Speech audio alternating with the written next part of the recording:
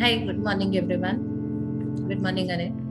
So I'll just start with your introduction and then we can start from there. Sure. Good morning all. Welcome to today's Livingston session. Myself Annie Joes from Community Outreach Team of Zenonco.io and Lung Kills Cancer. Today we have to deal with emotional challenges during cancer session with Farida Rizwan. She is a breast cancer survivor, psychotherapist and a counselor. Farida learned the value of her life when she was about to lose to cancer 23 years ago.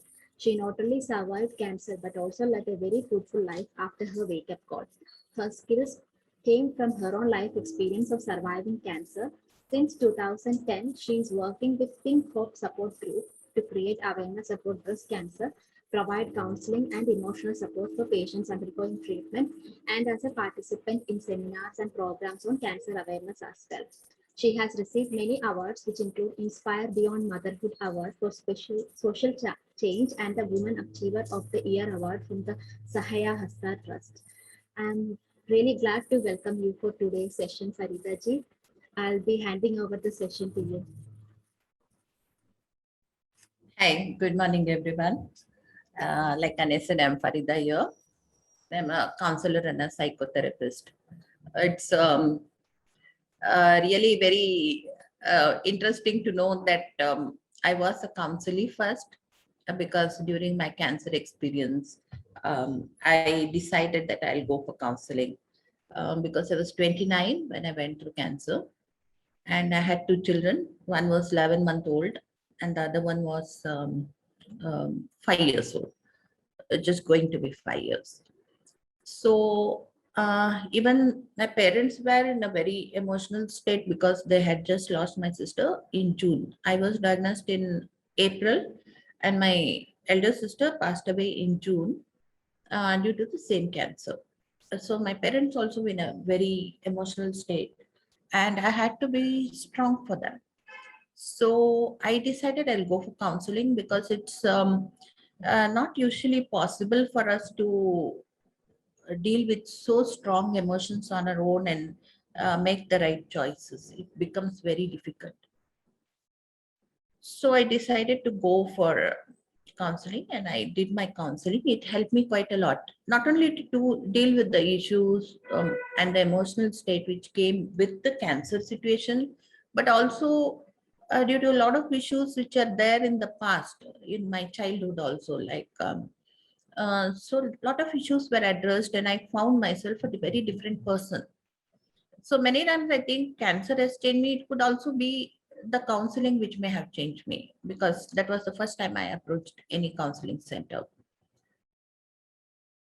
So it went, I realized how counseling can help people. And during my sessions, I used to interact with other co-students and we had practicals happening which got my interest into psychology and counseling as well. So first I did my diploma in counseling after my cancer, and later on I went to graduate in psychology and do my counseling in psychotherapy, masters also in that. So I started working as a counselor, but most of the time my interest has been in education. I have been coaching children since I was a very young age, since I was in less than 15, I think. Because my first coaching of students for first standard and all started when I was in fifth standard. And I used to teach them very well. So I decided I'll continue with my coaching of children and I started teaching. Um, Again, I was doing psychology as well as teaching as well. I used to do training in the school. I used to do counseling for the students, teachers. Part time, I used to teach them as well. Then I started a preschool of my own, and it was about inclusive education. My preschool would have regular children and special children studying together. Because in the preschool, it is very easy to have inclusive education because we are teaching very basics. As the education takes up science and math of higher kind, it becomes quite difficult to teach children together. Maybe some children will be left behind. They may not be able to perform with math or science, or maybe even languages become very difficult. But in preschool, where we are learning about names of animals, vegetables, or say singing rhymes, learning alphabet, everyone can learn together easily. So that was my concept. So I started a preschool. It was very challenging in the beginning because in the area where I started, the concept was not accepted very well of inclusive education. Admissions were very difficult.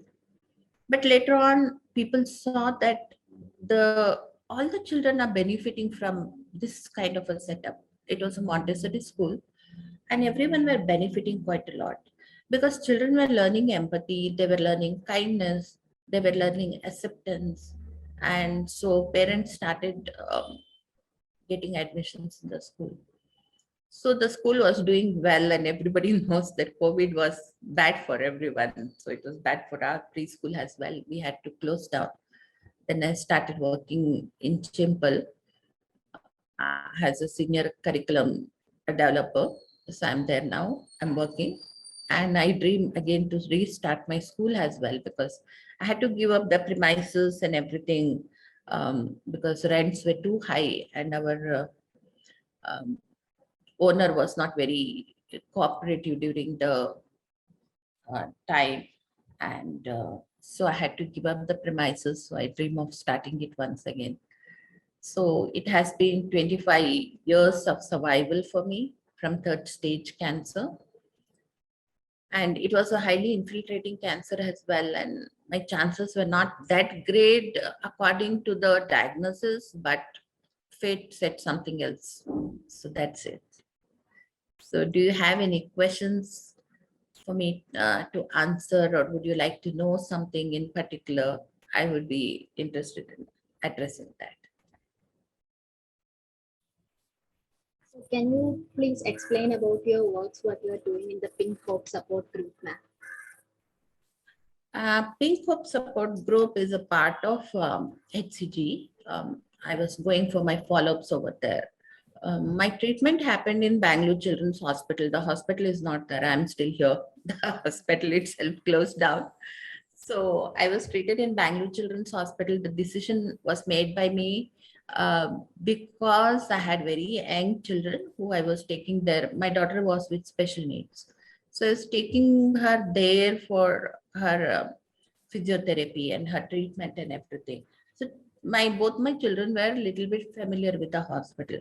So if I went for a treatment over there, they wouldn't be very nervous. That was the thing I thought. So we had an oncologist from Kidwai who agreed to come and do my surgery in the hospital. So I arranged it in Bangalore Children's Hospital and Research Center in Rajarajeshwari Nagar.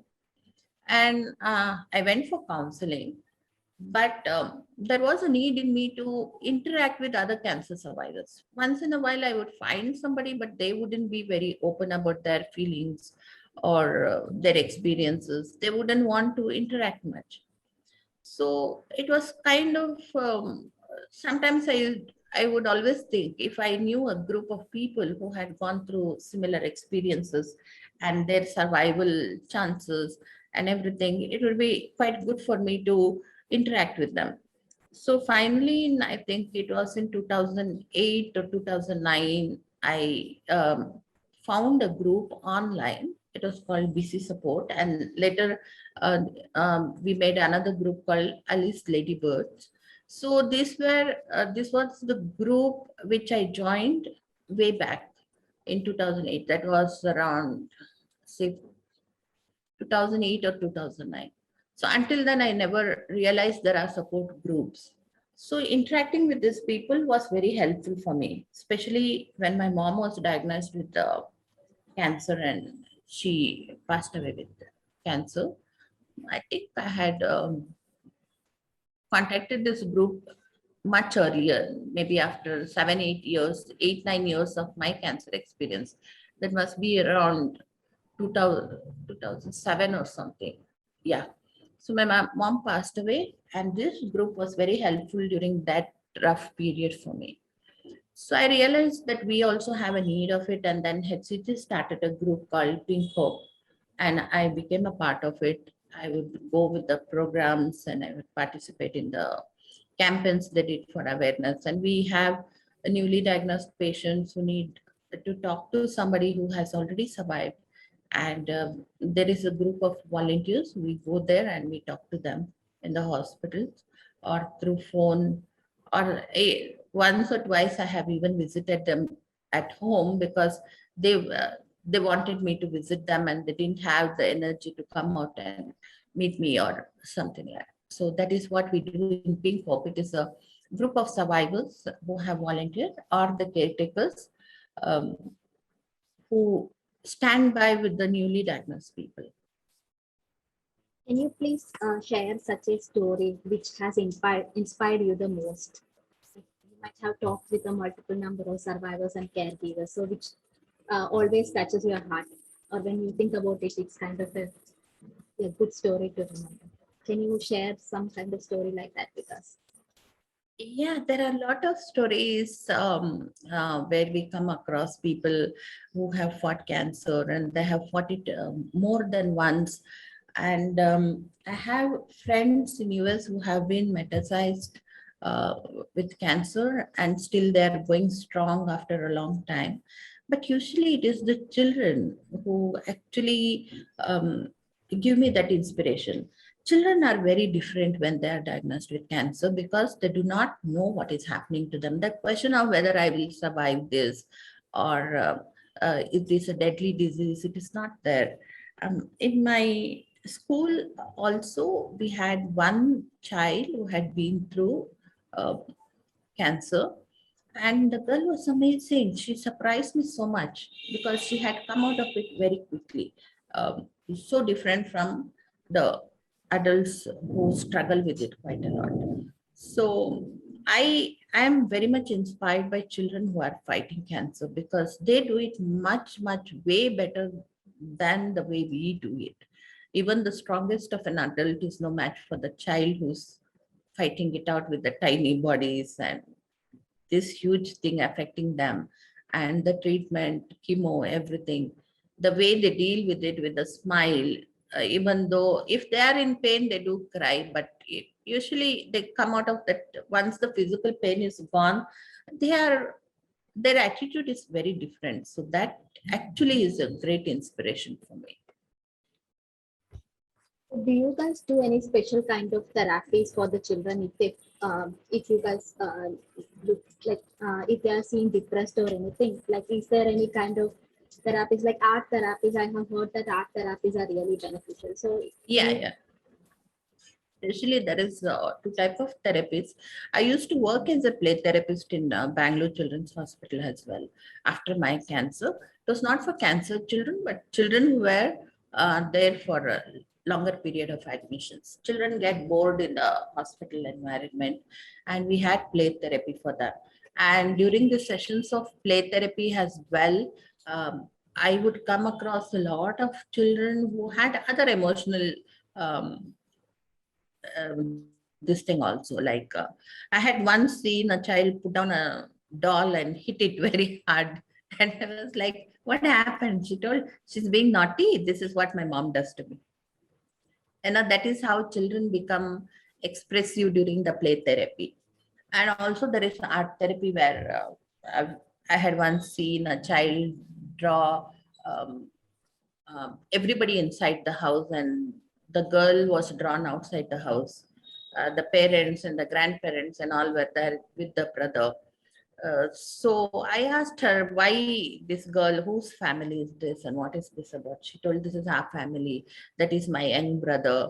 He's 6 months. And so everybody is with him. I'm in the house, but I'm not with them. So the drawings are not something like a great art, or the play itself is not something like competitive or anything. But if you give children the time to just play or do something, they come out with a lot of expressive things. And even regarding cancer, sometimes when they are in the play therapy, they ask questions like why cancer happens, or uh, do we die of cancer, or even in the art they express like something is happening to them, and we can address the issues very easily. There are it's not only for the children. I feel it is good even for to consider adults, but then children are very different and open and innocent, so therapies like this work out much better with them than it would work with the adult people, because we know what to say and what not to say, right? I wouldn't just go and tell something to a person, but children are very expressive. They don't have the vocabulary to say the words they want to say. So when you give them art, or you give them say um, play or something like that, they learn ways to express themselves. Yeah, there are therapies for children as well. So one more question from my end, ma'am. So there are lots of cancer patients and survivors who still think that cancer is the end of their lives. So how do you think you can motivate them? Like you said, you are working with children, and children are really open and they can cope up with the situations really easily. What will be the message for cancer patients and survivors? Yeah. See what happens see, I play a lot of games. Okay, play a lot of competitive games online. So there are two ways when we play a game. Sometimes I'm playing very good and I win the game, and sometimes it is like I'm not doing anything. The opponent itself gives up. They feel that the opponent is too good or something, and they just quit. So I win automatically, even without putting some efforts. So then there are times when the opponent is making a lot of mistakes. So that time also I don't put much effort and I win. So it happens the same with cancer. I feel like it is an opponent, right? It is there, and we have to fight it out. It is, but if we give up and if we do not fight it, we don't know what is the result going to be. It's sure the cancer is going to win by default, like we win if we quit the game. So I think the best way is to fight it out. Maybe our chances are too high. Like I'm lucky to be here. My sister and my mother were not lucky to survive cancer for more than 2 years. But then they made some mistakes. Like I told, sometimes we quit. My sister did not want to go through proper treatment because she felt the surgery, the chemo, and everything was too much, because she had seen my dad suffer with the chemo and everything. She decided I will go for alternative treatment. She was tried a lot of things which did not work out for her. I mean, she did not even try much. That was the thing. So I had seen my sister just give up, and we had to respect her choice, right? We cannot say somebody that you have to go through this. We cannot force anyone. Then my mother, when she was diagnosed, nearly 7, 8, 9 years after me, I think. So when she was diagnosed, 8, 9 years after me, she decided she'll go with the surgery, but she tried to avoid chemo, because she thought if the breast is removed, why again I have to go through all this chemo and everything, because I feel it is too strong for me to deal with it. So the cancer came back. So these many people tell me that you have survived and your parents, your sister and mother couldn't survive. What's the reason? So I feel you have to make the right decisions the first time itself. Uh, with cancer, it is usually the right thing the first time, which helps you quite a lot. If you try to recorrect the mistakes you make the first time, it is more difficult to do the corrections later. So I feel one of the thing I would say is do the right choices and do not focus on cancer all the time. Like how to overcome it, I can beat it. Even if you tell the positive things, cancer is still there with you, right? You're even if you tell I'm going to kick cancer, or I'm going to survive it or anything. Rather than that, just shift your focus to something else. Um, I shifted my focus to studying again, and I had two young children. So I didn't, even if I wanted to, I couldn't much concentrate on cancer. So that I think helped me quite a lot. So I had a lot of things to deal with. My finances were down. I was without a job, and my husband went away to Gulf because he has been working there since a very young age. He was there since he was 17. So he went back there, and I didn't hear from it for another 2 years. So those things took my attention, like because I had to find a job, I had to take care of my children, I had to take care of my parents. So cancer took a back seat, and that I think helped me quite a lot. Thank you so much, ma'am. I think Storina World wants to ask a question. So Yeah. Hi Sarita ji, Hi. This is Reena here. Okay. तो मुझे जुलाई में diagnose हुआ है breast cancer, और जैसे मुझे आपकी बातों से पता चला एडल्ट होने के वाकई कुछ तो नुकसान हैं, लेकिन होता क्या है, आप लाइफ जी रहे हो, आपकी लाइफ स्मूथ चली जा रही है, बच्चे हैं जो अब यंग हो रहे हैं और आप सोशल हो, सब कुछ लाइफ में, एंड सडनली एक ब्रेक लगता है कि आपको कैंसर डिटेक्ट हुआ है, और कुछ दिन तो डिनायल में चले जाते हैं कि ये मुझे नहीं हो सकता, कैसे हो गया एंड ऑल। एंड सडनली क्या होता है, जब ये जैसे जैसे कीमो आगे बढ़ता है तो आप अपनी जब आप शुरू में बहुत वो होते हो कि से फाइट कर लूंगी, तो मोमेंट कीमो आगे बढ़ता है 6th 7th, ये आपको तोड़ता जाता है, और वहां मुझे लगता है सारी प्रॉब्लम्स की शुरुआत होती है, जैसा कि मेरे साथ हो रहा है। अभी मेरी 6th कीमो थी, and first time in my पूरा जर्नी मुझे परसों ये लगा, मेरी मंडे को थी, व्हाई मी, बिकॉज अब मुझसे सहन नहीं हो रहा, कीमो कहीं मुझसे उस लेवल पर आगे बढ़ गई है जहां मेरी शायद स्ट्रेंथ खत्म हो जाती है और कीमो मुझसे कुछ और ज्यादा मांग रही है। And at the same time आप कितनी सारी चीजें खोकर बैठे हो, जिस अच्छे शक्ल, जिस अच्छे बालों को लेके, आप अपनी पर्सनालिटी को लेके सारी जिंदगी एक प्राइड में जिए हो, सडनली आपके साथ वो चला जाता है। आपके बच्चे जो इस समय आपसे सबसे ज्यादा टाइम और प्यार की डिमांड करते हैं, सडनली वो आपके केयर टेकर के रूप में आ जाते हैं। मतलब आपको लगता है कि शायद ये समय था जब मैं उनका ध्यान रख सकती थी, वो आपका ध्यान रखते हैं। लाइफ में बहुत सारी चीजें चल रही होती है, लेकिन आप एक जगह स्टक हो जाते हो, ना कहीं आगे जा पा रहे हो, क्योंकि अब आपके सामने एक 6 मंथ का एक पूरा पीरियड है जब आपकी कीमो होगी, सर्जरी होगी, रेडिएशन होगी। तो लाइफ में सब कुछ आपने अपना एक बे पे रख दिया है कि नहीं चलो अब जो होगा सब 6 मंथ्स के बाद होगा। पर क्या ये सब कुछ काफी नहीं है किसी को इमोशनली तोड़ने के लिए? I agree with you Reena. मुझे बहुत अफसोस होता है आप जिस तरह से इसको प्रेजेंट कर रहे हो, सुन के दुख भी हो रहा है। आप सही बोल रहे हो, कीमो ने आदमी को तोड़ देता है, और मुझे भी ऐसा एक बार लगा था कि मैं इससे ज्यादा नहीं ले सकती हूँ। लेकिन मेरे बच्चे बहुत छोटे थे, क्योंकि एक 11 महीने की बच्ची थी और एक 5 साल का था, तो मेरा फोकस उन पे ज्यादा चला गया था।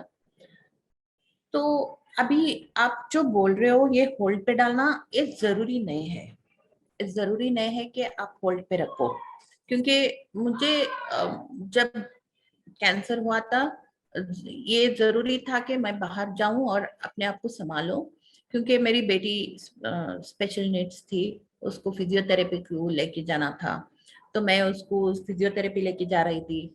और जैसे मैंने बताया कि मेरी जिंदगी में बहुत चेंजेस हो गए कैंसर की वजह से। मेरी बड़ी दीदी गुजर गए जून में, मेरा डायग्नोसिस हुआ था अप्रैल में, और मेरे हस्बैंड गल्फ चले गए थे और मैं अकेली थी, उनसे कुछ उतना रिस्पांस नहीं आ रहा था, तो मुझे फाइनेंशियली भी अपने आप को सपोर्ट करना पड़ा, और मैंने सॉफ्ट टॉयज बिकाना शुरू कर दिया।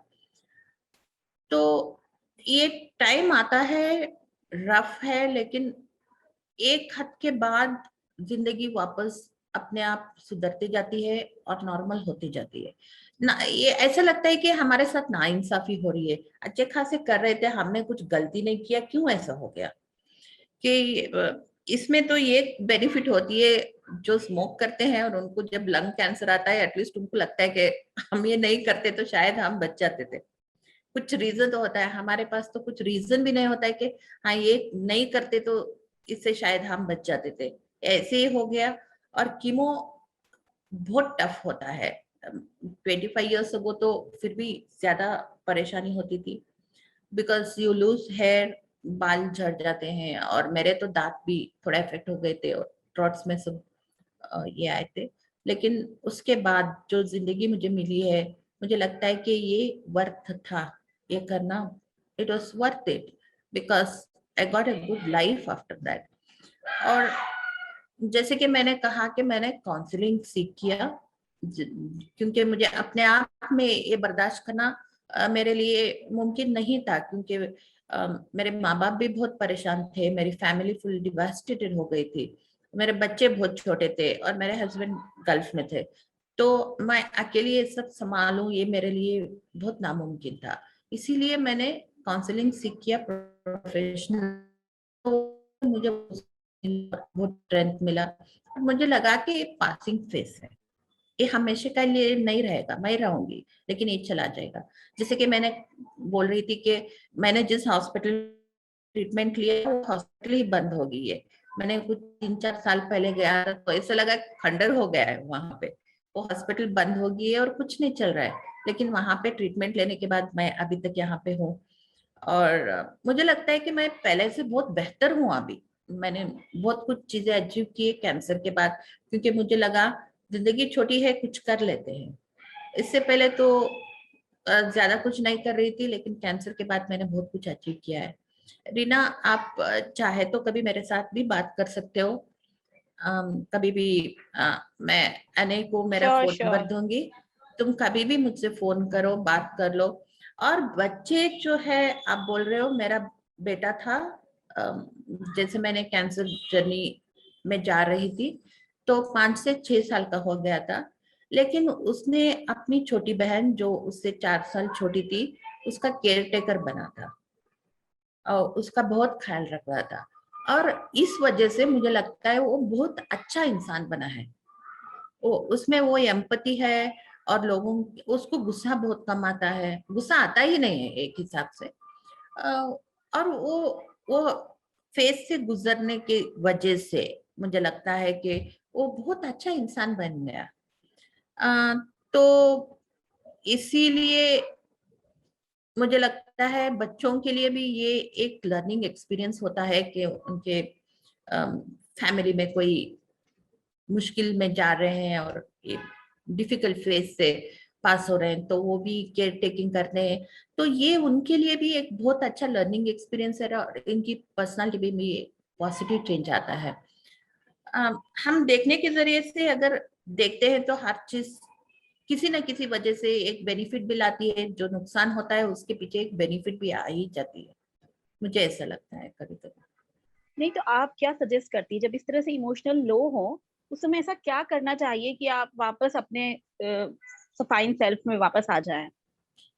मुझे लगता है आप सर्वाइवर से बात कीजिए, अगर कोई आपके आसपास हो जो अच्छी पॉजिटिव जिंदगी जी रहा है। वरना काउंसलिंग भी अच्छा है, लेकिन बहुत से लोग उसको टैबू मानते हैं कि अरे काउंसलर से क्यों बात करें। लेकिन या वो भी बहुत कुछ हेल्प करता है, क्योंकि हमारा परसेप्शन जो होता है ना, देखने का नजरिया, तो वो जब बदल जाता है तो हमारी जिंदगी भी बदल जाती है। कि बहुत सी चीजें हमारे शरीर में कम और दिमाग में ज्यादा चलती है, तो हमारा जैसा एटीट्यूड और हमारा जो परसेप्शन चेंज होता है, तो जिंदगी में भी बहुत कुछ चेंजेस आ ही जाते हैं। तो क्या कोई मिरेकल की उम्मीद करें कि एकदम से लाइफ चेंज होगी, या शायद मेरे एटीट्यूड में ही चेंजेस आएंगे? मिरेकल्स तो होते ही रहते हैं, मिरेकल्स तो है ही, क्योंकि मुझे तो डॉक्टर्स ने बोला था कि तुम्हारा कैंसर 3rd स्टेज पहुंच गया है और तुम्हारे चांसेस भी लो हैं। तो लेकिन मैं तो यहाँ पे हूँ और मिरेकल ही होता है कभी कभी। और लेकिन हमारा एफर्ट बहुत जरूरी है। We have to put effort for the miracle to happen. कि मेरा एक मैं हमेशा हर जगह लिख के रखती हूँ, believe in luck but do not depend on it. कि मिरेकल्स पे भरोसा रखो, लेकिन उसी पे ही डिपेंड नहीं होना चाहिए, हमको कुछ करना चाहिए। वही मुझे भी लगता है, हेल्थी फूड, एक्सरसाइज, और कभी कभी बहुत से लोग, मैंने ये देखा है कि हमारे इंडिया में इमोशनल, ये हमारे हेयर लॉस से सब बहुत ज्यादा होता है, लेकिन यूएस में वो तो बिंदास होते हैं। मेरे फ्रेंड्स जो भी एक कीमोसब ले रहे हैं ना, वो हेयर लॉस को उतना सीरियस नहीं लेते हैं। फिजिकली तो थोड़ा बहुत और रिकंस्ट्रक्शन वगैरह उसका बहुत ख्याल रखते हैं, लेकिन हेयर लॉस का तो उनको कोई परवाह ही नहीं होती है। बहुत से लोग ऐसे हैं जिनसे मैंने मिली हूँ कि वो हेयर लॉस को बहुत ये लेते हैं, लेकिन मेरे लिए इमोशनल था।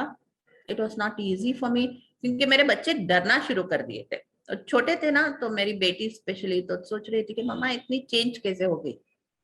तो मेरे लिए थोड़ा इमोशनल होता था, लेकिन बाद में वो भी एडजस्ट हो गया और मैं भी एडजस्ट हो गई, बाल भी आ गए, तो जिंदगी नॉर्मल बन गई। नॉर्मल मतलब कितनी नॉर्मल होती है? लाइक ठीक है, आपको एक प्राइड रहता है सारी उम्र कि आप सुंदर हो, आपके पास बहुत खूबसूरत बाल हैं, सब कुछ है, एंड देन एक मौके पर आपको लाइफ ये चीज दिखाती है कि see this can be your face too. हाँ, और आप वो दो बोथ यू, और वो फर्स्ट वाला तो आप एक्सेप्ट करके चले हो बड़ा खुशी से, सेकंड वाले की एक्सेप्टेंस आपको बहुत टाइम के बाद आती है। देन अगेन आप नॉर्मल आओगे, आपके आईब्रोज पे बाल आ जाएंगे, सब जगह बाल आ जाएंगे, सब कुछ है, लेकिन क्या तब वापस उसका भी उतना ही अच्छा एक्सेप्टेंस होगा, या आप स्टिल डरोगे कि यार मैंने वो फेस भी देखा है, कहीं वो वापस रिपीट तो ना हो जाएगा? हाँ, वो डर तो रहता है, रिपीटेशन का डर है, रिकरेंस का तो डर कैंसर में होता है, क्योंकि इसमें एक हमको ये नहीं मिलता है कि एंड ऑफ द स्टोरी, यहाँ यह खत्म हो गया। क्योंकि बहुत से लोग ये पूछते हैं कि हार्ट अटैक से भी लोग मरते हैं और बहुत सी बीमारी से लोग मरते हैं, तो कैंसर से इतना डर क्यों होता है? So the reason is this, we don't get a closure, कि अभी भी मैं 25 साल के बाद भी मुझे डॉक्टर्स बोलते हैं no evidence of disease, you are NED. इन्हें बोलते हैं कि तुम क्योर हो गए हो, तुमको कैंसर दोबारा नहीं आएगा, ये सुनने नहीं मिलता है। तो ये इस वजह से एक क्लोजर नहीं मिलता है और ये डर तो रहता है। लेकिन ये चीज होती है कि अगर हम ये फिजिकल चेंजेस जो आते हैं, कि मेरा अभी तक भी रिकंस्ट्रक्शन नहीं किया, मैंने टोटल रेडिकल मैस्टेक्टोमी किया है, कि मेरे एक ब्रेस्ट नहीं है, लेफ्ट ब्रेस्ट नहीं है, एंड आईब्रो और सर के बाल सब चले गए थे। लेकिन मुझे पता चला कि मेरी अंदर की ताकत जो है, मेरी एनर्जी जो है और मेरी फीलिंग्स जो है वो सेम है मुझ में। मैं अभी भी कुछ कर सकती हूँ ऐसी हालत में भी। और मैंने अपना पहला इनकम तभी से ही स्टार्ट किया था, जब मैं कीमो में पास हो रही थी। मैं कीमो भी ले रही थी और सॉफ्ट आइस भी बना के सेल भी कर रही थी उसको, कि रिटेल स्टोर्स में यहाँ वहां सेल कर रही थी। तो ये वजह से मुझे पता चला कि चाहे जो भी हो जाए, मैं टूटती नहीं हूँ और मैं इससे बाहर भी आ सकती हूँ। और वो डर थोड़ा कम हो गया कि एक चीज ऐसी नहीं है कि ये मुझे दबा सके, ये मुझे कुछ नहीं कर सकी, मैं इससे बाहर आ गई, तो वो ज्यादा कॉन्फिडेंस भी आ गया।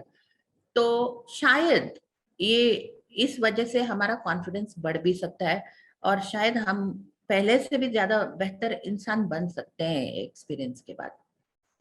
और शायद आप भी ऐसे निकलोगी इसके बाद कि आप सोचो कि मैंने ये भी देखा है कि मैं ऐसी होती हूँ तो भी मैं भी इसको फेस कर सकती हूँ, इससे बाहर आ सकती हूँ।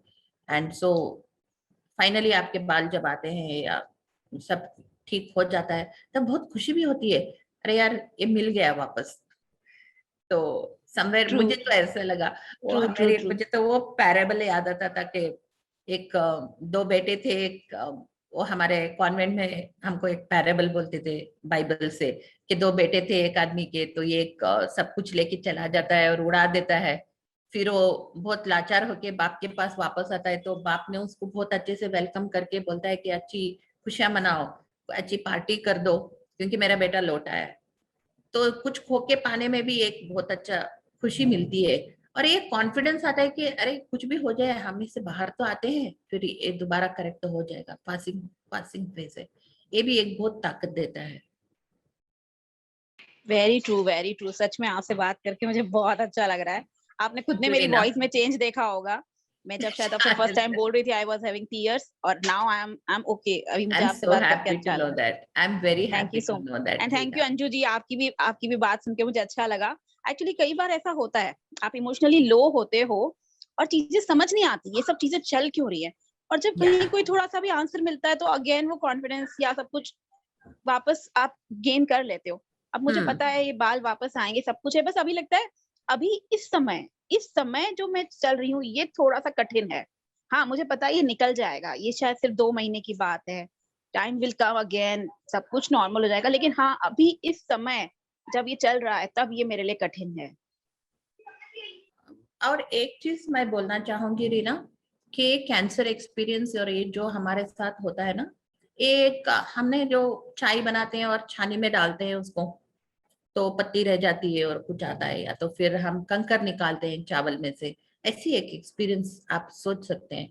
क्योंकि अगर कोई आपसे ये वक्त में अगर अच्छा सलूक नहीं किया, आपको पता चल जाएगा कौन आपकी जिंदगी में रहना है और कौन नहीं रहना है। आप अपनी चॉइस कर सकते हो। एक आईना दिखाता है आपको सबके चेहरों का, सबके असलियत का। तो मेरे लिए भी ये मैं कभी कभी ग्रेटफुल होती हूँ कि कैंसर को थैंक यू भी बोलती हूँ। बहुत कुछ नुकसान किया है मेरा, लेकिन फिर भी I feel grateful to the cancer experience, क्योंकि मैंने अपनी पढ़ाई छोड़ दी थी। सेकेंड पीयूसी में मेरी जब शादी हुई तो कंडीशन रखे गए थे कि तुम आगे नहीं पढ़ना, और किसी के साथ ज्यादा बात नहीं करना बाहर वालों के साथ, और you shouldn't go out for work, बाहर तो काम के लिए नहीं जाना था। ये सब कंडीशंस बहुत थे और मैं उसको फॉलो कर रही थी। यहाँ बहुत शर्म आती है बोलते हुए, बेवकूफी का काम किया था मैंने। कॉलेज में टॉपर थी, स्कूल में टॉपर थी, लेकिन पीयूसी ड्रॉप आउट करके बस घर में ही कुछ कोचिंग वगैरह ऐसे कर रही थी। जब कैंसर हुआ और मेरे हस्बैंड गल्फ से आए, मेरा ट्रीटमेंट हुआ, तो मेरे बाल सब झड़ गए थे। तो शायद पता नहीं क्या लगा, वो जाने के बाद 2 साल तक मुझसे कांटेक्ट नहीं रखे थे। तो तभी मुझे जरूरी पड़ा कि कुछ करना चाहिए, क्योंकि मेरे माँ बाप भी बहुत टूटे हुए थे, बहन गुजर गई थी, फैमिली में बहुत तकलीफ थी, डैड भी तभी तभी कैंसर से रिकवर हुए थे।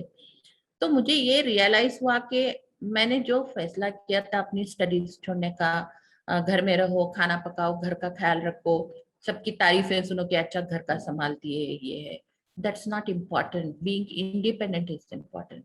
तो मेरी मेरी जिंदगी में ये डिफरेंस आया, और मुझे लगा कि इसकी वजह से मुझे सच्चाई का पता चला कि अगर मैं सोचती हूँ कभी मुझे 45 या 50 इयर्स में ये होता, मैं क्या कर सकती थी। पूरी मेरी जिंदगी गुजर गई होती थी ना, जो सैक्रिफाइसेस करते हुए। वो हमें, हमारे लिए तो ये फिल्मी भी ये बहुत ये होते हैं कि जो औरत घर में रह के पूरा घर का ख्याल करती है वो बहुत अच्छी है, पहले के फिल्म। अभी तो बॉलीवुड में भी थोड़े चेंजेस आ रहे हैं। और जो बाहर जाती है, कैरियर बनाती है, या तो अपना ख्याल रखती है, तो वो बुरी है। तो ये सब इन्फ्लुएंस की वजह से हमने बहुत कुछ कर लेते हैं, रॉन्ग डिसीजंस, इन्फ्लुएंस की वजह से या मिसगाइडेंस की वजह से। लेकिन कैंसर की वजह से मुझे अपने आप पे ख्याल रखना आ गया, और मेरी लाइफ में मैं इम्पोर्टेंट बन गई, दूसरे नहीं। कि ससुराल वाले क्या कहेंगे, हस्बैंड क्या कहेंगे, ये इम्पोर्टेंट नहीं था। मेरा प्रोग्रेस कैसा करो। और इसी वजह से मैंने पढ़ना भी शुरू किया, और अभी तो मैं बहुत कुछ इंडिपेंडेंट ही हूँ, किसी के ऊपर डिपेंड नहीं हूँ। और ये इसी वजह से हुआ कि मुझे कैंसर हुआ था।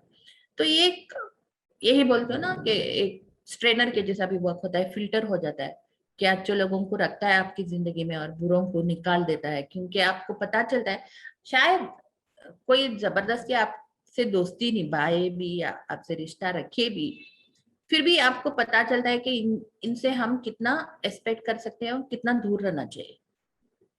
आप अपने आप में कुछ स्ट्रांग बन जाते हो। So this is a very good experience. और यही एक्सपीरियंस की वजह से मुझे अपने बेटे की भी वैल्यू पता चली कि कितना अच्छा इंसान है, क्योंकि उसने तभी से लेके बहुत सालों तक मेरा बहुत सपोर्ट किया। कुछ भी करो वो भाग के आता था, मम्मी मैं कुछ हेल्प करूं, कि कुछ पका रहे हो तो कुछ सॉर्टिंग में हेल्प करता था, कपड़े धो रहे हैं तो साबुन ला के दो, पानी ला के दो, ये करता था। तो वो भी मुझे पता चला कि कितना वैल्यूएबल इंसान है।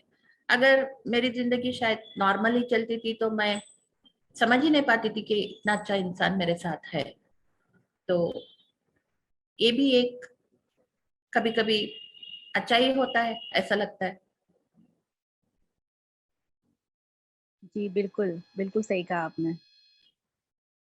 एंड थैंक यू रीना, आप जो सवाल पूछे उसकी वजह से मुझे कुछ अच्छी चीजें बोलने मिली जो मुझे ही समझ में नहीं थी कि ये सब हुआ है। आपके सवालों से मुझे भी अभी कुछ मेरी जिंदगी का भी एवेल्युएशन करने मिला। Thank you. और आई मुझे होप यू आपकी वो गेट वेल लाइन सबसे सून। अच्छी लगी कि मैंने अपनी वैल्यू की, शायद ये मैंने अभी तक नहीं किया है, मुझे वही या करना है। You have to. क्योंकि मुझे तो किसी की मैं पहले से भी जैसे कि मैंने कहा पढ़ाई में अच्छी थी, तो बहुत लोग तारीफ करते थे, अरे फरीदा अच्छा पढ़ती है, टॉपर है, ये है वो है। तो वो अप्रिसिएशन लेना एक आदत बन जाती है, राइट। तो उसके बाद अच्छा खाना पकाती है, अच्छा ये करती है, अच्छी दिखती है, ये सुनना अच्छा लगता है। लेकिन अपने आप को हम लोग दूसरों की नजर से देखते हैं, राइट। उनकी तारीफों से हमारी वैल्यू बनाते हैं, उनके अप्रिसिएशन से वैल्यू बनाते हैं। वो अगर छूट जाए तो जिंदगी बहुत डिफरेंट हो जाती है। कभी कभी मैं सोचती हूँ कि मुझे आज खाना नहीं बनाना है, सुबह उठती हूँ तो सोचती हूँ नहीं मुझे आज कुछ भी नहीं बनाना है। आजकल तो बहुत कम ही कर रही हूँ, बहुत काम रहता है, तो ऑफिस का काम रहता है, तो कभी कभी बनाती ही नहीं हूँ। तो मुझे बुरा नहीं लगता है कि मैंने आज खाना नहीं बनाया, तो मैं ही क्यों बनाऊं, बना लेने दो। सब कोई है, हस्बैंड भी बना सकते हैं, क्यों मैं ही बनाऊं। ये चीज पहले नहीं थी, कैंसर से पहले नहीं थी, कि हमेशा ये लगता था कि मुझे ये करना चाहिए, अरे इनका ये, इनकी बात सुनना चाहिए, इनके खिलाफ नहीं जा। It was too much of a pressure. ये प्रेशर बहुत रहता था कि अभी कोई बोले कि तुम पढ़ाई मत करो, काम पे मत जाओ, औरतें काम पे नहीं जाते हैं, तो सुन लेती थी। लेकिन ये एक्सपीरियंस के बाद मुझे लगा कि ये सब खाली बातें हैं, इसमें कुछ दम नहीं है, इसमें कुछ रैशनैलिटी नहीं है। तो मैंने सोचा कि अपने आप को खुश रखो। अगर किसी को तकलीफ मत दो, लेकिन अपनी आप, अगर मैं कुछ करके खुश होना चाहती हूँ, चलो मैं आज एक मूवी देखना चाहती हूँ, और किसी को खटक रही है कि अरे बैठ के आराम से मूवी देख रही है, काम नहीं की है घर का, तो बेजार होने दो, नो प्रॉब्लम। ये एटीट्यूड आ गया, ये डिफरेंस आ गया, और उसी वजह से जिंदगी बहुत अच्छी बन गई। जैसे कि तुम इग्नोर करना शुरू करते हो दूसरों की ओपिनियंस को, तो बहुत इजी हो जाती है जिंदगी। तो ये अगर कैंसर नहीं होता तो मेरे साथ नहीं होता था।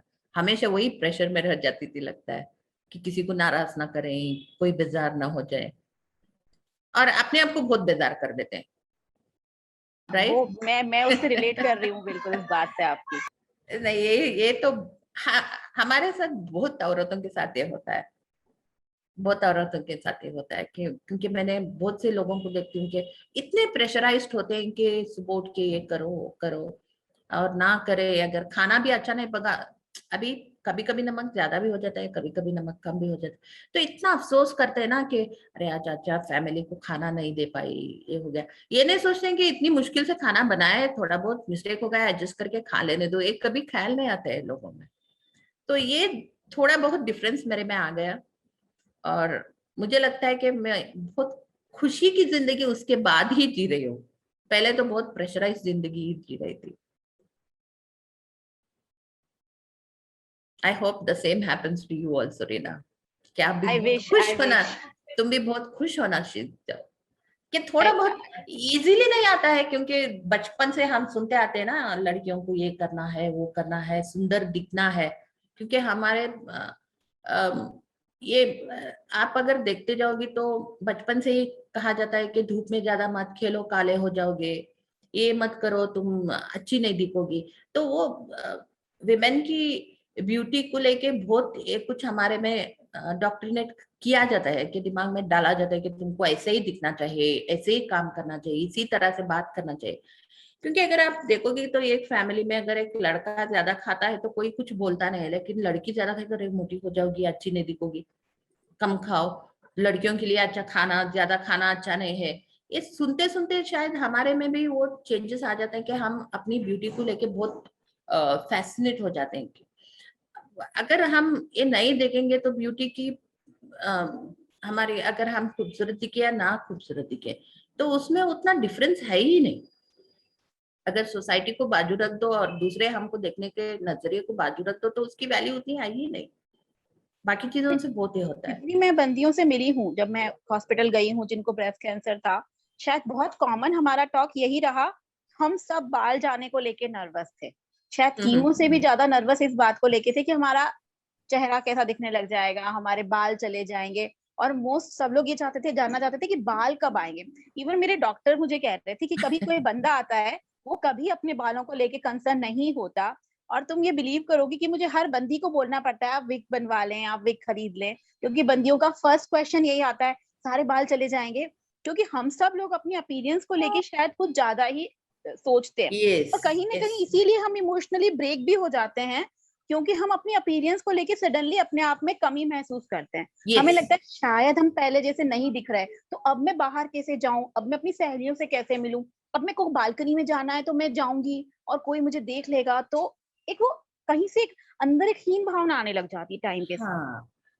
आपको इस भावना को चेंज करके प्राइड लेना चाहिए रीना। आपको ये बोलना है कि मैंने इससे इतनी जोर से लड़ रही हूँ, I am not giving in, मैं फाइट कर रही हूँ, मुझे कुछ हुआ है लेकिन मैं उससे टूट नहीं रही हूँ। Yeah I have a bald head, it's okay, yeah weak is okay, क्योंकि कुछ तसल्ली तो देती है। मेरे लिए तो वीक भी लेना बहुत मुश्किल हो गया था थोड़े दिनों के लिए, लेकिन बाद में तो एक चीप वाला ले लिया। और अभी तो मेरी बेटी के कभी हेयर भी मैं डोनेट करती हूँ विक्स बनाने के लिए, क्योंकि मुझे भी वो इमोशनल की फीलिंग है। और अब अगर मैं वही फेस अगर फेस करूंगी तो मैं पहले ही हेड शेव ही कर लूंगी। जब कीमो को जाना है तो पता है कि बाल झड़ ही जाते हैं, लेकिन तब जब ये हुआ था ना, वो थोड़े बहुत बाल थे उसको भी लेके थोड़ा बहुत संवार के ऐसे ही रखना अच्छा लगता था। वो बॉल्ड हेड से भी बहुत बुरे थे जब थिन हो जाते हैं हेयर, फिर भी उसको निकालने का दिल ही नहीं हो रहा था। मैंने कभी शेव ही नहीं किया था हेयर, और लास्ट तक भी वो पूरे झड़ के ही गए थे।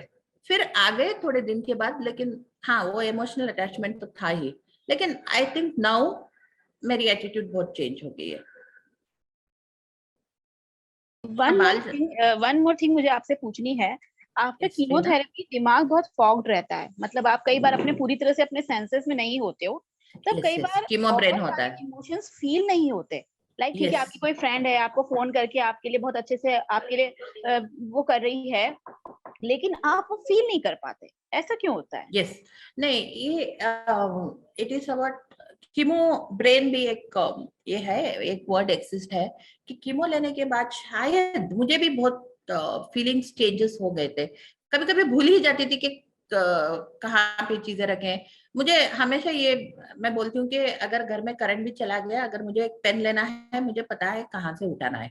मैं हमेशा ये चैलेंज करती थी, अरे मुझे मैं चीजें इतनी ऑर्गेनाइज रखती हूँ कि अंधेरा भी हो मैं अपनी चीजें उठा सकती हूँ। लेकिन कीमोथेरेपी के बाद सामने रहती है लेकिन चीजें दिखती नहीं थी, भूल ही जाती थी। कभी कभी बच्ची जब रोती थी तभी याद आता था, अरे इसका दूध ही नहीं दिया है जिसको दूध पिलाना है, ऐसे होता था। लेकिन अपने आप को हमको माफ कर देना चाहिए कि कभी कभी कोई अच्छे से भी बात कराते थे ना, मुझे चिढ़ आ जाती थी कि कितने कितनी बार पूछ रहे हैं कि ऐसा है वैसा है, इतना क्यों पूछ रहे हैं, तो चिढ़ आ जाती थी कभी कभी। तो बिहेवियर, लेकिन ये अपने आप को मैं फॉरगिव कर दी हूँ कि मेरी जो भी बिहेवियर थी कीमो के फेस में, तो ये 1-2 साल की जो बिहेवियर्स थी, अपने आप को मैंने कंप्लीटली फॉरगिव कर दिया है। जो भी गलतियां की है सब कुछ माफ कर दिया, क्योंकि हम इतनी डिफिकल्ट फेज से जा रहे हैं, तो इमोशनली सब कुछ ठीक से मैनेज करना कि कोई आ गए तो उनसे हाँ हमारे लिए मिलने आए हैं तो इनसे हम अच्छे से बात करना चाहिए, और we have to make them set मेहमान नवाजी करो, ये करो वो करो। ये कभी कभी नहीं होता है। और हमारे बेस्ट फ्रेंड कभी फोन करेंगे पूछेंगे कैसा हाल है, शायद हमारा बात करने का दिल नहीं होगा, तो forgive yourself, you are going through a rough phase. और अगर कोई आपको समझ के फिर भी आपके साथ रहते हैं तो really they are worth it, they are valuable people for you, ये मैं बोलना चाहूंगी। कीमो की वजह से तो बहुत थैंक कुछ यू। गड़बड़, ये तो बहुत घोटाला हो जाता है ब्रेन में कभी मतलब कभी समझ नहीं में आता। पानी का गिलास किसी को देने जाओ और शायद उसको देने के जस्ट 1 सेकंड पहले हम वो ग्लास छोड़ देते हैं, तो नहीं वो सब। नहीं, ये तो कभी कुछ कॉमेडी सीरियल ही बना सकते हो कीमो के एक्सपीरियंस से। आप फनी नहीं है, लेकिन हम जो करते हैं ना वो मेरे साथ भी हुआ है। लेकिन बाद में तो वो इफेक्ट नहीं रहा, क्योंकि मैंने बाद में अपनी पढ़ाई की तो मेरे ग्रेड्स अच्छे ही थे, जैसे कि स्कूल में पढ़ाई हो रही थी उसी तरह हो रही है। और अभी काम भी करती हूँ, तो अभी मैंने नया नया स्पेनिश भी सीखना शुरू किया। डुओलिंगो एक ऐप है तो उसमें सीखना इजी होता है, तो सीख रही थी। तो ऐसा लग रहा है कि कुछ चेंजेस नहीं है, अभी तो ठीक है, लेकिन वो कीमो लेते वक्त एक एक बार ऐसे बहुत डर भी शुरू हो जाता है, कभी कभी एक टाइप के इमोशनल में बहुत अपहीवल्स आते हैं। वो तो एक्सपीरियंस हुआ था मुझे, लेकिन खुशी इस बात से होती है कि टेम्पररी है, परमानेंट नहीं है। Thank you. Yes, Reena. Thank you so much, Farida ma'am and Reena ma'am also for sharing the story with us. Anju ma'am, do you want to say something? Anju has been posting very good messages Yeah. in the chat for us. Yes, yes. Thank you, Really want to Anju. talk to her too. Yeah. Say a few words, Anju. हाँ फरीदा जी, बहुत अच्छा लगा आपका। और वास्तव में आपके लिए जो पॉजिटिवनेस थी वो आपके बच्चे, और देन आपने जो बच्चों के लिए स्कूल खोला उससे आप बहुत Yeah. जल्दी क्योंकि मैं भी एक टीचर हूँ ना, तो बच्चों के बीच में अपन Yes. सब कुछ भूल जाते हैं, भूल जाते हैं। Yeah. बिल्कुल भूल जाते हैं। एक मैं हिंदी की टीचर हूँ तो प्रतिलिपि पे मैं स्टोरीज पढ़ती थी, अपने आप को भूल जाते हैं। बस वो मैंने अपनी सर्विस में अपने आप को बहुत कम टाइम दिया था, तो मुझे तो ये लगा कि चलो पहली बार बेड रेस्ट मिला है सर्जरी के बाद। हाँ टीचर्स के लिए तो बहुत वैल्यूएबल है वो। हाँ 24 साल जिंदगी के और 51 48 49 की रशिंग 24 घंटे, अब ये करना है, फिर वो करना है, फिर वो करना है, मतलब एक मशीन बन गए थे। तो मेरे को तो इस डिजीज ने बहुत रेस्ट दिया। फिर पता चला कि हाँ अपने कौन है, वास्तव में अपने कौन है। यस। और फिर धीरे धीरे मेरे को ये ग्रुप मिला डिम्पल जी वाला, तो इन्होंने काफी हेल्प की। और आप जो कह रहे हो वो बिल्कुल सच है कि अपने से पहले अगर हमको हमारे जैसा कोई मिल जाता है जिसको हुआ है यस। और वो हमको लाइव दिखता है, तो बहुत बहुत जल्दी हम लोग बूस्टअप हो जाते हैं कि नहीं इनको 6 साल पहले हुआ था, एक लेडी थी उसको 20 इयर्स पहले हुआ था, और एक आंटी को तो 3 टाइम मतलब अलग अलग जगह हुआ, ब्रेस्ट का हुआ, गले का हो गया, फिर स्टमक मतलब यहाँ इंटेस्टाइन का हो गया, पर वो बहुत लाइव थी। तो मैंने कहा जब ये इतना जी सकते हैं तो अपन भी जिएंगे। तो वो डिप्रेशन जो था ना कि अपने को क्यों हुआ और ये सब, मेरे को 6 दिन में ही साफ हो गया उन सब से मिलके। हाँ वेरी गुड वेरी और गुड। फिर कुछ भी अगर होता था तो मैंने एक उनको पकड़ लिया था जिनको 6 साल पहले हुआ था। मैं अपनी प्रॉब्लम उनसे शेयर करती थी, मैसेज कर देती आज आपसे बात करनी है, वो अपने टाइम से मेरे से बात करती हैं और फिर मुझे सजेस्ट करती हैं अब ऐसे करो वैसे करो। और सबसे बड़ा है कि अपने आप को एक बहुत अच्छा पेशेंट रखना, कि जो डॉक्टर कह रहा है फॉलो करो। हाँ या वो आपके बहुत इम्पोर्टेंट होता है। शरीर में दम नहीं है तो कोई जरूरत नहीं है कि आप कुछ करो, नहीं हो रहा है कोई बात नहीं, क्योंकि हम परफेक्ट अब नहीं रह सकते, हमको पहले अपने आप को परफेक्ट करना है। जो आपने कहा ना कि मैंने अपने आप का ध्यान रखना सीखा, तो मैंने भी अपने आप को प्यार करना सीखा। और ऐसे टाइम पे पता पड़ता है कि अपने खुद के कौन है, कौन फ्रेंड है, कौन यस। अपना फास्ट रिलेटिव है। जैसे आपके साथ जैसे आपने सफर किया वैसा मैंने भी सफर किया, बट इट्स ओके, पता चल जाता है कौन है। छानी बन जाती है, फिल्टर बन जाता है। इस डिजीज के साथ अपना एक बॉडी पार्ट तो गया, पर वो अनवांटेड कंकर भी चले गए। Yes yes. नहीं वैसे ही लगता है, क्योंकि मेरी वैल्यू लोगों की तरफ जो इम्पोर्टेंट है उनको इम्पोर्टेंस देना, और जो इम्पोर्टेंट नहीं है उनको इम्पोर्टेंस नहीं देना, ये उसके बाद आ ही गया, ऑटोमेटिकली हो गया। Very nice listening to you Anju. Peaceful हो गए, हर बात पे रिएक्ट नहीं करते अब, हाँ करते ही जैसे विंड ब्लो होती है वैसे ही किसी की बात आई निकल गई, अपने क्या निकल करना गई, जाती है। क्योंकि अभी लेते बैठेंगे तो बहुत कुछ बातें आ जाएंगी। तो मेरे लिए ये भी बोल रहे थे कि आप बुर्का नहीं पहनते हो इसीलिए आपको अल्लाह ने सजा दिया है, अभी आपकी एक ब्रेस्ट चलेगी तो आप बुर्का पहन के ही फिरोगे, ये भी बोले थे मुझे। इनसेंसिटिव होते हैं लोग, तो मैंने Yes. बोला नहीं नहीं, शायद आप लोग इतने गिरी हुई सोच के होंगे, अगर अल्लाह तो इतनी गिरी हुई सोच का नहीं होगा, अगर होगा तो मुझे उसको फॉलो नहीं करना है। बिल्कुल बिल्कुल सही बात है, अगर वो बोलेगा तुम बुर्का नहीं पहनोगे तुमको कैंसर दूंगा, तो ऐसा तो हो ही नहीं सकता। there's no need to follow him, right? तो उसको फॉलो करना जरूरी नहीं है, तो मैं सही हूँ। मैं आप दोनों से एक बात बोलना चाह रही हूँ, सॉरी मैं आपको डिस्टर्ब कर रही हूँ। कैंसर नो नो रीना, अच्छा इंसान बना देता है कैंसर, वो आपकी सबसे बेस्ट वैल्यूज को बाहर लेके आता है। और ये चीज मैंने देखा, मैंने जिन जिन से बात की वो सबने मुझे बहुत ज्यादा हिम्मत दी, सब कुछ दिया। पर मेरा एक एक्सपीरियंस लास्ट कीमो में खराब हुआ। एंड आई रियली शॉक्ड कि कोई ऐसा भी हो सकता है। जब मेरी लास्ट कीमो हो रही थी तो मेरी दवाई चेंज हुई थी, 4th के बाद 5th कीमो की दवाई चेंज होती है, और समहाउ वो दवाई मेरे साथ मेरी बॉडी में बहुत स्ट्रांग गई, मैं उसको इतनी अच्छे से कैचअप नहीं कर पा रही थी। और वहां एक लेडी थी और मैंने जस्ट ऐसे पूछा, आंटी आपको क्या हुआ है, एंड शी सेड कि मुझे ब्रेस्ट कैंसर हुआ है। उसके बाद उन्होंने मुझे इतना डराया, उन्होंने मुझे अपना ब्रेस्ट दिखाया जो पूरा काला हो चुका था, उस पे दाने थे, एंड उन्होंने मुझे अपनी हॉरिबल हॉरिबल स्टोरीज सुनाई। एंड आप बिलीव करोगे मैं रो रही थी, आई स्टार्टेड क्राइंग उनकी बातें सुन सुन के। एंड तब भी वो मुझे बोले जा रही हैं, ये तो कुछ नहीं है, इतना रोना होता है, आप डिप्रेशन में चले जाओगे, आप अपने आप को कमरे में बंद कर लोगे। आई सेड, मैंने घर आके मेरे हस्बैंड को बोला, ये पहली बंदी है शायद इतने लोगों से जब से मेरे को कैंसर हुआ है बात की, सबने मोटिवेट किया है, सबने हिम्मत दी है, ये फर्स्ट टाइम मैं किसी से मिली हूँ। और तब मुझे पता चला शायद मोटिवेशनल वर्ड्स का कितना असर होता है, कि जब कोई मोटिवेट करता है आप कितना अच्छा फील करते हो, लेकिन सेम टाइम पे कोई आपको इस तरह से बोले तब आप कितना बुरा फील कर सकते हो। मतलब मैं 2 रातें सो नहीं पाई, मतलब वो लेडी शायद मुझे अपना वो ब्लैक ड्रेस नहीं दिखाती तो मुझे लगता शायद लाइफ में इतना बुरा कुछ नहीं हुआ है, पर उन्होंने कहा देखो रेडिएशन के इतने बुरे इफेक्ट हो जाते हैं, ये वो। और मैं ना सच में शॉक्ड थी।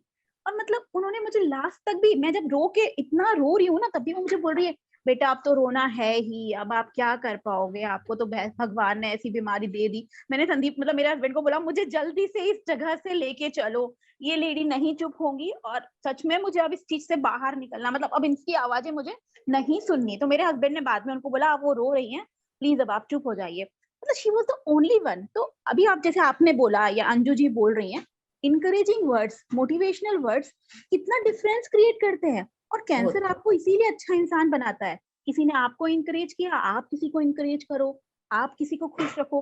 अब ये कोई ऐसा एक आध कोई मिल जाता है ना जब ऐसा एक्सपीरियंस, तो लगता है ओ माय गॉड ये मेरे साथ क्या हुआ था। नहीं, मेरे साथ भी ऐसा कुछ हुआ था कि मेरे एक इन लॉस में एक औरत थी जो हमेशा मुझे आके बोलती थी कि अरे उन्होंने कैंसर होके मर गए, कैंसर बहुत खतरनाक बीमारी है, कि उसको पता था कि मुझे भी हुआ है और I am fighting with it, but she used to always tell that.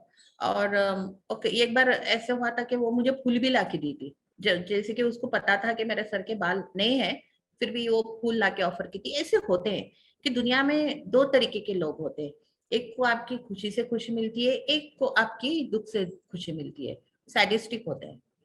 तो इस तरह के लोग तो हमेशा होते हैं, और कैंसर इनको दूर नहीं धकेलेगा, उनको भी लाएगा ये हमारी जिंदगी में। हमको अपने आप से एक शील्ड बना लेना चाहिए, इनसे दूर रहना है। ये नेगेटिविटी जो फैलाते हैं ना, इनसे कुछ कुछ भी करो, कि गाली भी दे दो उनको, दो बात सुना दो, लेकिन कोई आपको बुरा भी माने तो नो वरीज, लेकिन उनको अपनी जिंदगी में रहने मत दो। उनकी बातें, at least you have a defence with in yourself कि ये बात आपको असर ना कर जाए, ये बहुत जरूरी होता है। लेकिन ये टॉक्स जो होते हैं ना, कि कभी आके कहानी सुनाते हैं कि वो कैंसर होके लास्ट स्टेजेस में इतना सफर किए, ये हुआ वो हुआ, इतना सुनाते हैं कि मैंने भी सुना है, even I have had this stories, क्या के बोलते हैं अरे ये कैंसर से मरने से अच्छा है कि कुछ भी होके मर जाए, हार्ट अटैक हो जाए, ऐसे भी सुनाते हैं लोग, ऐसे भी होते हैं, कि मैंने बहुत सुना है ये सब। लेकिन मेरा डिफेंड बन गया है, मुझे ऐसा लगता है कि ये लोग बुरे हैं, इनकी जिंदगी का मकसद ही ये है कि किसी को दुख दो, और उनको खुशी उसी में मिलती है। ये तो होते हैं ना कि भगवान भी होता है, शैतान भी होता है, ये वो शैतान के लोग होते हैं, ऐसा लगता है मुझे, कि उनका मकसद ही होता है कि किसी को कुछ तकलीफ दो और उससे उनको खुशी मिलती है। तो आप उनको इग्नोर कर दो रे, वो बात निकाल दो दिमाग से, इतना टफ नहीं है, क्योंकि बहुत से लोग सर्वाइव किए हैं। अभी अंजू भी आपने देखा कि कितनी खुशी से बता रहे थे कि उनको पहले वो तो टीचर्स का काम मुझे पता है कितना टफ होता है, कि इनका तो घर में भी आके काम करो, फिर स्कूल में भी काम करो, डेड एंड्स होते हैं, फिर कोई पेरेंट हमेशा कभी खुश नहीं होता है कि तुमने अच्छा किया, फिर भी यही बोलेंगे कि ये नहीं किए, वो नहीं किए, ये करना चाहिए था बच्चों के साथ। तो ये जिंदगी भर सुन सुन के कभी ये जिम्मेदारी नहीं है तो बहुत सुकून मिलता है, कि पीस मिल जाता है, जैसे कि ट्रैफिक सिग्नल से आप बाहर आके एक पार्क में आ गए हो ऐसा फील होगा। तो या गुड रीना, आप निकाल दो उस लेडी की बात को आपके दिमाग से, उसका असर मत होने दो। इट इज डिफिकल्ट, मैं मानती हूँ कि टफ है, लेकिन उसके बाद तो अच्छी जिंदगी मिल जाती है। ये कहना बुरा है कि आपको हो ही गया, अभी रोना ही है, no, that's not important, it's not important. रोने थैंक यू वाले सो मच। रोने वाले तो सब कुछ रहते हुए भी रोते हैं नरीना, यू सी दैट, सब कुछ होता है फिर भी रोना तो उनका खत्म ही नहीं होता है। मैंने देखा है कि कुछ केजी में सोना रखते हैं फिर भी बोलते हैं मेरे पास ज्वेलरी नहीं है, कबड़ भर के कपड़े होते हैं फिर बोलते हैं कपड़े नहीं है पहनने के लिए। ये तो होते ही, रोने वाले की तो आदत होती है रोते ही रहो। पैसे भी बैंक में होते हैं तो बोलते हैं हाथ में पैसे नहीं, अरे बैंक में रखोगे तो हाथ में कहां से पैसे आएंगे, नहीं होंगे हाथ में पकड़ो तो ही पैसे रहेंगे। तो यही है। लेकिन वैसे भी आप देखोगे थोड़े बहुत लोगों के पास कुछ नहीं होता है फिर भी खुश होते हैं, तो ये उनमें से होंगी जो हमेशा नेगेटिव ही देखते हैं और नेगेटिव ही दूसरों को भी फैला देते हैं। नहीं, कैंसर के फैलने से ज्यादा ये नेगेटिविटी फैलना बहुत डेंजरस होता है, honestly you have to prevent it from happening. Very true. I think our time is up. Annie, Yeah. we didn't even realize it has been No. so long that we are talking. Thanks to Reena and Rekha and Ritu. Do you have anything to ask or say? You have been here with us.